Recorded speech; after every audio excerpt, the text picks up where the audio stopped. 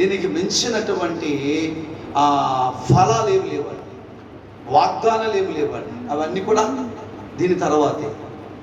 అంటే పేతురు గారు చెప్పే ఈ మొదటి అధ్యాయం ప్రసంగములో ఆయన చెప్పే బోధలో విశ్వాసము గురించి మాట్లాడుకుంటూ వచ్చాడు, అనుభవ జ్ఞానం గురించి మాట్లాడుకుంటూ వచ్చాడు. దైవశక్తి కావలసిన అన్నీ కూడా, జీవమునకు భక్తి కావలసినవన్నీ అనుగ్రహిస్తుందని చెప్పడం జరిగింది. ఇక్కడ వస్తే దుష్టత్వమును, ఏలోక సంబంధమైనటువంటి మాలిన్యాన్ని, చెడును విడిచిపెట్టి మనం దైవ స్వభావములో పాలివారగుటకు దేవుడి ఇట్టి వాగ్దానాలను అనుగ్రహించేను అని చెప్పడం జరిగింది. ఇప్పుడు మనకి దేవుని స్వభావములో పాలివారవాలి.